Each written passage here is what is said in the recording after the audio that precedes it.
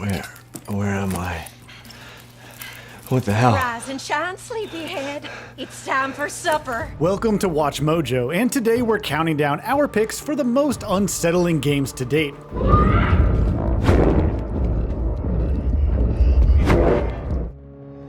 Number 20, The Binding of Isaac Rebirth. What happens when you combine the Abrahamic tale of Isaac and turn it into a roguelike? You get an addictive RNG loop and with some truly gnarly imagery. The fact that you have to kill enemies with projectiles made from your tears is one thing, but having the whole thing be framed around a child fleeing from his murderous zealot of a mother only to encounter some truly gruesome monsters along the way, yikes, it's a lot. If the game wasn't such a hoot to play, we'd still be shuddering at some of those endgame bosses. This was the end of the line for Isaac. His mother was far too strong for him. Number 19, Doki Doki Literature Club.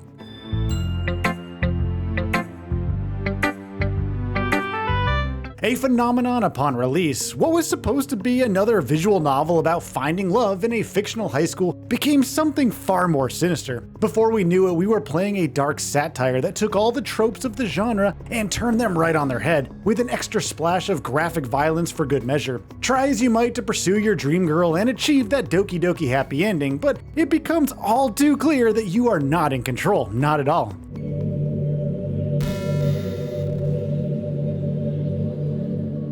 Number 18, The Coffin of Andy and Laylee.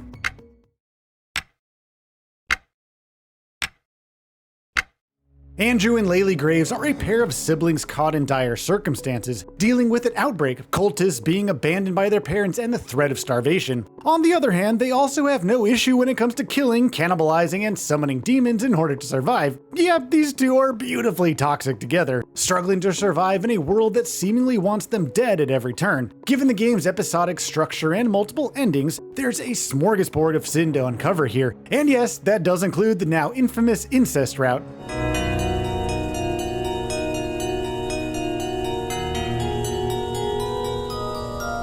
Number 17, Fatal Frame 2 Crimson Butterfly. When it comes to games that deal with hauntings, ghosts, and evil rituals, you really can't go wrong with this seminal sequel. Even with its aged visuals and lack of gore, the way in which it depicts malevolent spirits, in combination with having to defeat them by snapping pictures up close, is truly really unnerving. What do we do? There should be a key somewhere. I'll go look for it. Wait here, okay? The dread you'll feel knowing that another ghost is waiting in the wings to lunge at you through the lens cannot be understated. It's the franchise at its peak, and it's a shame we'll likely never see its ilk again. So, this is all God's village. Number 16, Little Nightmares. Welcome to the Uncanny Valley, filled with mystery and monsters aplenty that will undoubtedly leave you distressed.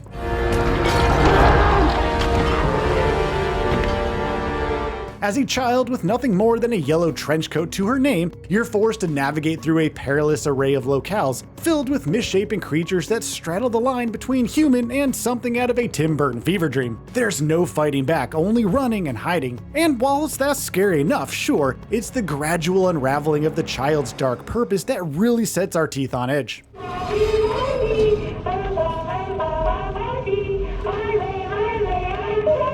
Number 15, The Cat Lady. On the surface, this point-and-click adventure paints itself as a supernatural mystery. I knew you would turn up one fine day like this. Who are you?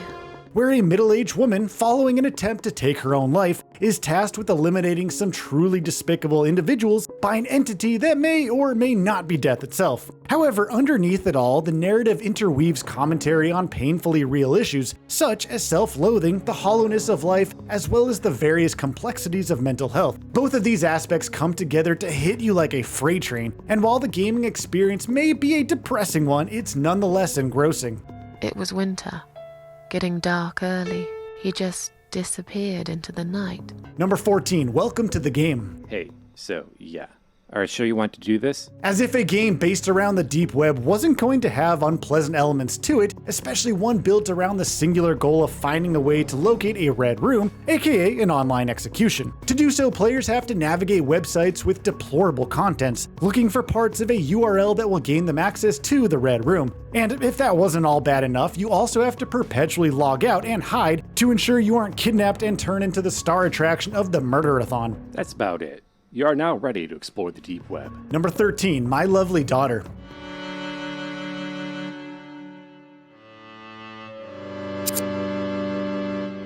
Love can drive someone off the deep end, and in the case of Faust, he will do anything to bring his daughter back from the dead, even if it means murdering innocents to enrich her fading soul, while also crafting her a brand new homunculus body. So yeah, this one is a real humdinger. By the creator's own admittance, this game is intentionally upsetting and made to draw parallels to the evils of child labor and other discomforting topics. There's no option to act against Faust's wishes either. You commit heinous acts in the flimsy name of parental responsibility, or you just turn the game off.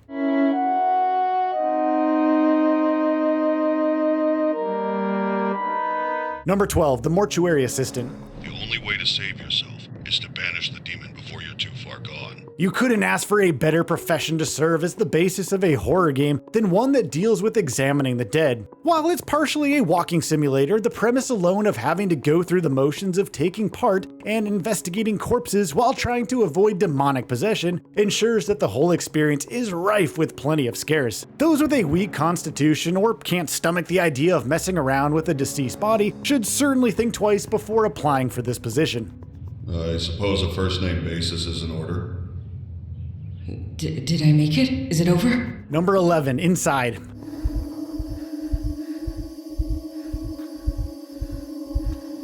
So many questions, so few answers, and a whole lot of WTF in between. Why are we, a seemingly innocent child, being hunted down by armed men and attack dogs? What's with the killer mermaids? And of course, that bonkers ending. It all coalesces together to create a gripping puzzler dipped with dystopian flavor. As to be expected from the talent that brought us Limbo, Inside's world will doubtlessly creep you out, just as much as it will leave you pondering just what the hell it was trying to say.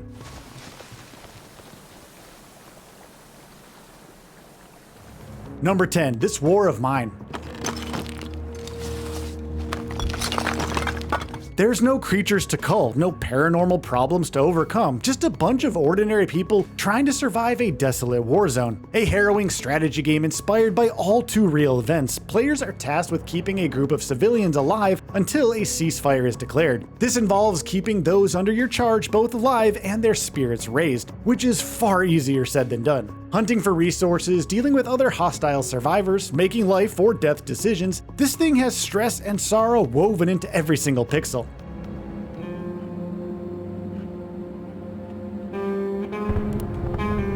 Number 9, Fear and Hunger.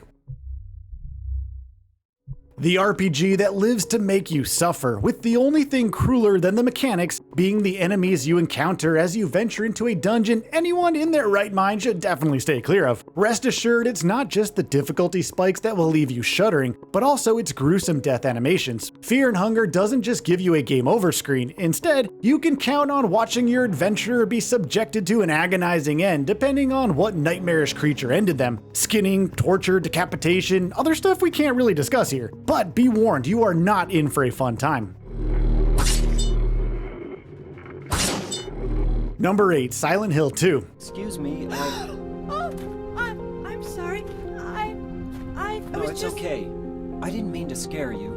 It's a classic for a reason. Following a letter that indicates his dead wife might somehow be alive in the town of Silent Hill, James Sunderland follows the trail, and into a waking nightmare. The puzzles, the atmosphere, the misshapen enemies, all tied together in a narrative centered on themes of guilt and punishment. While the franchise has flayed ever since, its second outing remains at the peak of horror gaming, in many ways laying the foundation for the hits that came after. Its scares are both overt and subtle as they come, infecting your psyche in the same way the fog permeates Silent Hill itself. Anyway, that's just what you think.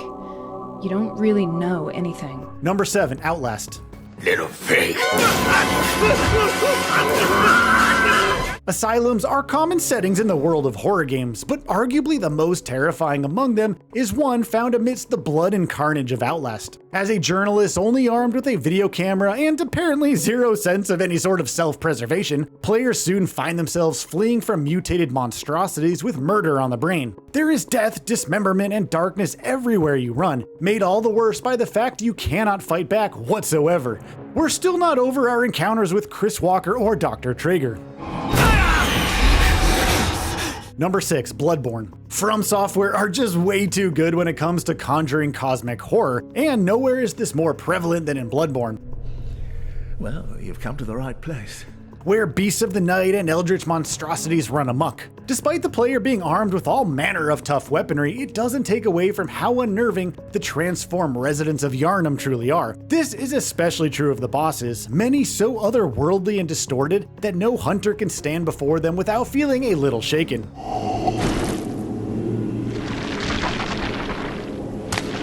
Number 5, Manhunt 2.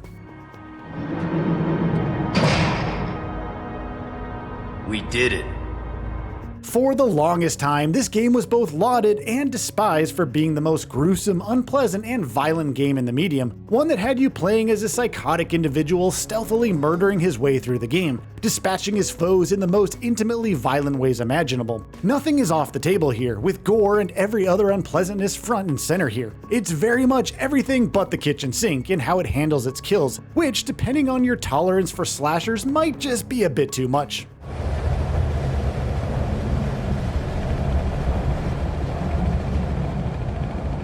Number 4, Resident Evil 7 Biohazard. I told you to stay out of here!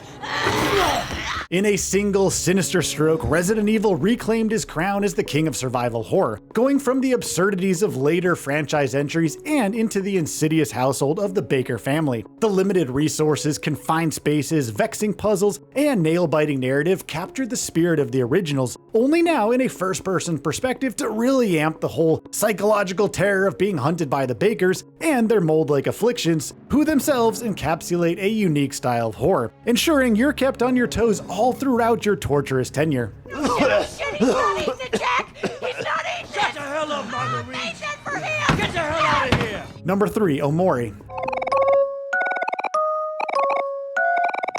Beautiful, haunting, painful to behold, this turn-based RPG excels not only as a visual treat, but hits way too hard with how it integrates concepts of trauma, abuse, and emotional instability, not only into its narrative, but its mechanics as well. Standing on the shoulders of Undertale and Earthbound, Omori is profound in its exploration of repression, especially when applied to its endearing and impressionable cast. Omori excels in all that it tries to accomplish, and as a result, will hit way too close to home for many.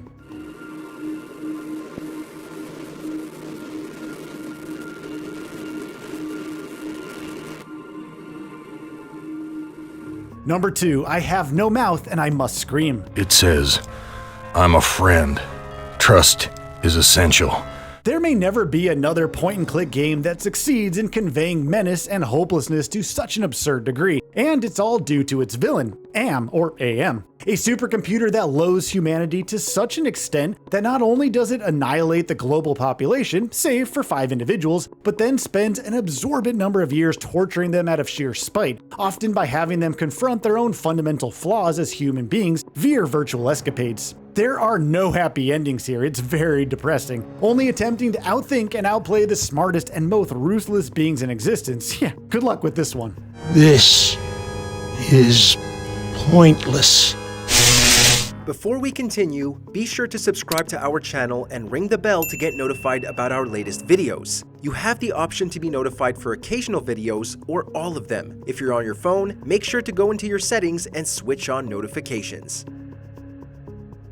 Number 1, PT. This brutal killing took place while the family was gathered at home on a Sunday afternoon. The playable teaser that demonstrated to the world what Hideo Kojima can do in a handful of minutes compared to what countless others failed to do over the course of several hours. What would eventually be revealed as a promotional material for the ill-fated Silent Hills, this game is utterly terrifying. Between the grotesque imagery, use of sound design, and the looping mechanics, players endeavor to escape the site of a grisly murder, whilst also trying to piece together what happened. It will confound you, confuse you, and most of all have you cowering. The fact we'll never see Kojima's vision realized remains a definite bitter loss.